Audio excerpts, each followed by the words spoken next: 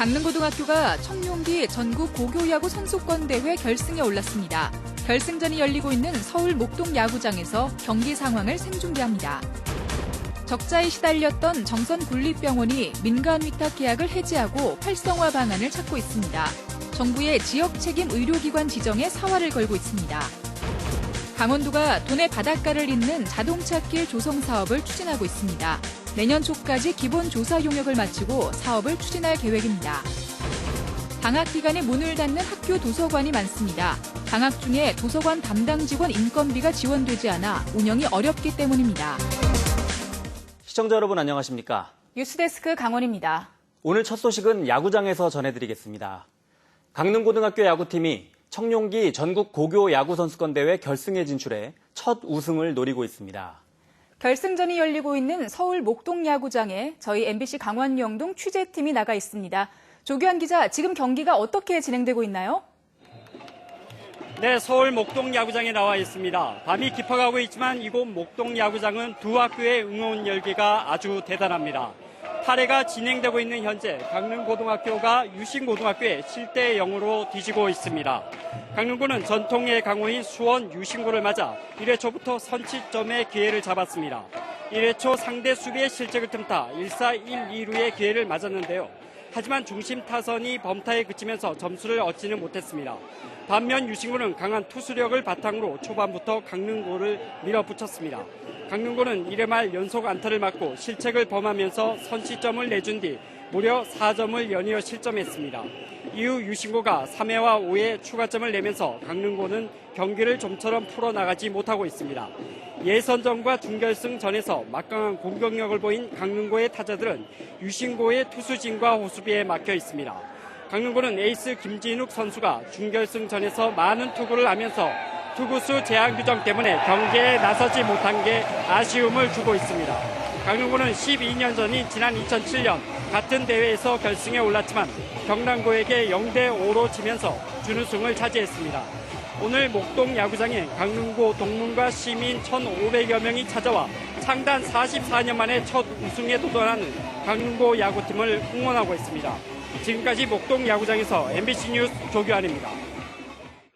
정선군이 적자에 시달렸던 정선군립병원의 민간 위탁 계약을 지난달 해지하고 새로운 병원 운영 방향을 찾고 있습니다. 특히 군립병원 활성화를 위해 정부의 지역 책임 의료기관 추가 지정에 사활을 걸고 있습니다. 홍한표 기자가 보도합니다. 지난 2016년 4월 문을 연 정선군립병원은 개원 초부터 적자에 시달리고 있습니다. 정선군은 지난해까지 운영비 69억 원을 지원했지만 외래 환자가 하루 100명 이하로 줄어들 정도로 운영은 점점 어려워지고 있습니다. 정선군은 활성화 용역을 통해 민간 의료법인과 위탁 운영 협약을 지난달에 해지했습니다. 의료 공백이 발생하지 않도록 6개월의 유예 기간을 두었기 때문에 올해 안에 운영 방안을 찾아야 합니다. 가장 사활을 걸고 있는 것은 의료 격차를 해소하기 위해 정부에서 국비를 지원하는 지역 책임 의료기관에 추가 선정되는 겁니다.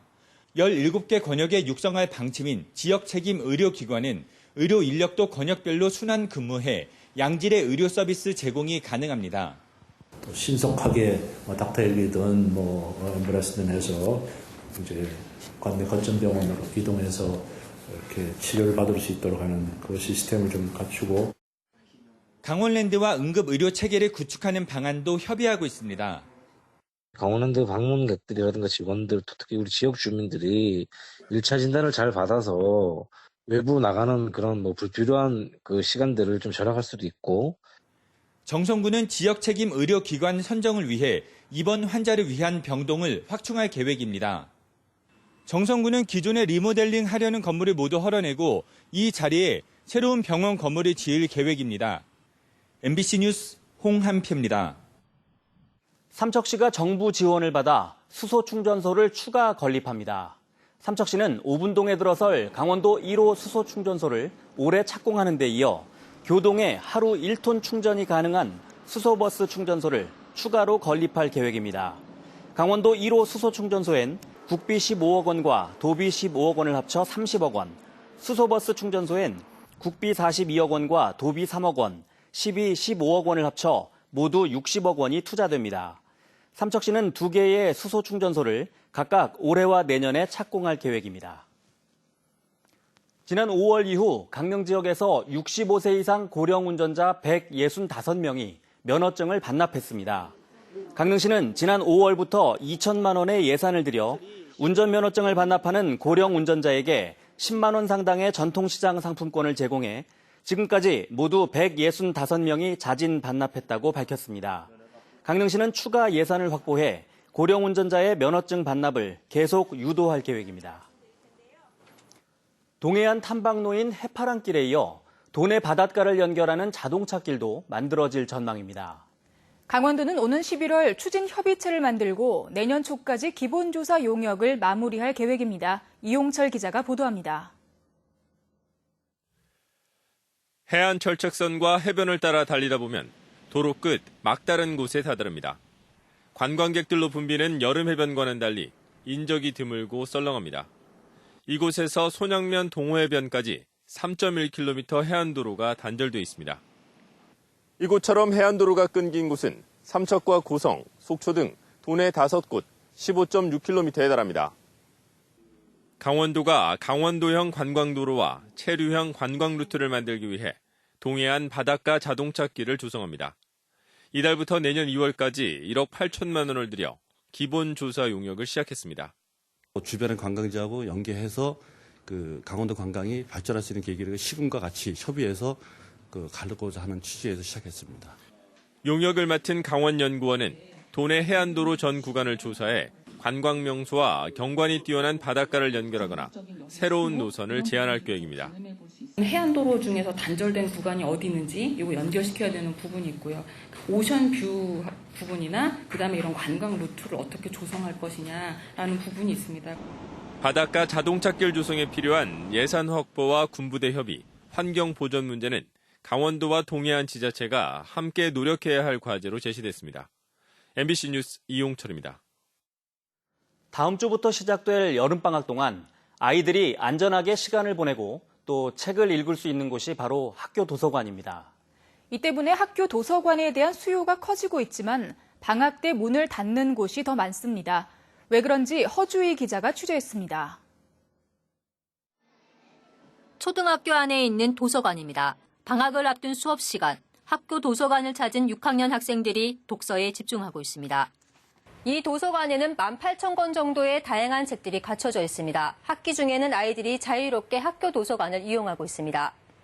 학교 도서관이 문을 열면 좀 집에서도 가깝고 책 빌리기도 더 편하니까 좋은 것 같아요.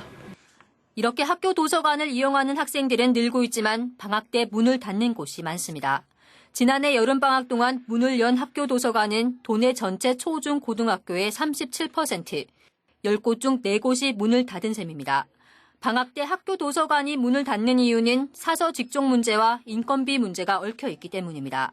학교 도서관 운영자의 대부분인 86%는 무기계약직이라 불리는 교육 공무직. 학기 중에는 강원도 교육청에서 이들의 인건비를 전액 지원하지만 방학 중에는 학교 자체 예산으로 지급해야 합니다. 이렇다 보니 절반 이상의 학교가 방학 중에 도서관 문을 닫는 겁니다. 방학 때 도서관 문을 여는 학교들도 오전만 운영하거나 사서 없이 학부모나 교사가 임시로 운영하는 곳이 많습니다. 강원도랑 서울과 대구만 방중 비금으로 저희들은 도서관 운영을 방학 때는 하지 않고 있습니다.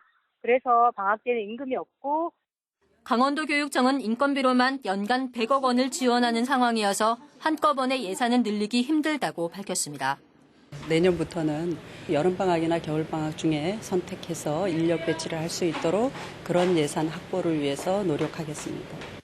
학생들의 독서 생활화가 강조되고 있지만 정책적인 지원은 속도를 내지 못하고 있습니다. MBC 뉴스 허주입니다. 지난주 원주에서 과수화상병이 발생한 데 이어 불과 3km가량 떨어진 곳에서 과수화상병이 또 발생했습니다. 감염 의심목만 80여 그루에 달해 추가 확산 우려가 커지고 있습니다. 보도에 조성식 기자입니다. 산 아래 위치한 사과 농장입니다. 푸르러야 할 나뭇잎과 막 달린 사과들이 모두 누렇게 변해 바싹 말라 죽었습니다. 농장에는 사람의 접근을 통제하고 있습니다. 원주에서 지난주에 이어 두 번째로 과수화상병이 확인됐습니다. 첫 농가와 불과 3km가량 떨어진 곳에서 추가로 확진 판정을 받은 겁니다. 사과나무 1146그루 전체를 매몰 처리해야 하는 상황. 이곳 농장에서는 열흘에 한 번꼴로 방제약을 뿌렸지만 과수화상병이 걸리는 것을 막지는 못했습니다. 농가는 어떻게 감염이 된 것인지 도무지 알 수가 없어 답답한 심정입니다. 병균이 그 약에 잘 잡히지 않아요. 예방 위주로 쳤는데 잘 안 됩니다. 해당 농장에서 발견된 의심목은 무려 77그루, 의심목이 5그루였던 첫 농가보다 15배 이상 많습니다. 검역당국은 첫 번째 확진 농가보다 두 번째 농가가 먼저 과수화상병에 감염된 것으로 보고 있습니다. 잠복기가 있는 걸 감안하면 묘목을 가져왔을 때부터 이미 병에 걸렸을 가능성도 의심하고 있습니다. 아마 인접한 곳에서도 유사한 증세들이 조금씩이라도 나타날 거예요. 자연 확산에 의해서 올 가을이나 내년 봄에 많이 나올 가능성이. 미국 등 해외에서 유입된 것으로 확인된 과수화상병은 올해 전국적으로 168건이 발생했습니다. 이 중 원주와 인접한 충주와 제천이 80% 이상을 차지하고 있습니다. 검역당국은 과수화상병은 냉해를 입었을 때와 증상이 비슷해 병을 방치하는 경우가 많다며 추가 확산을 막기 위해 세심한 관찰과 빠른 신고를 농가에 당부했습니다. MBC 뉴스 조성식입니다.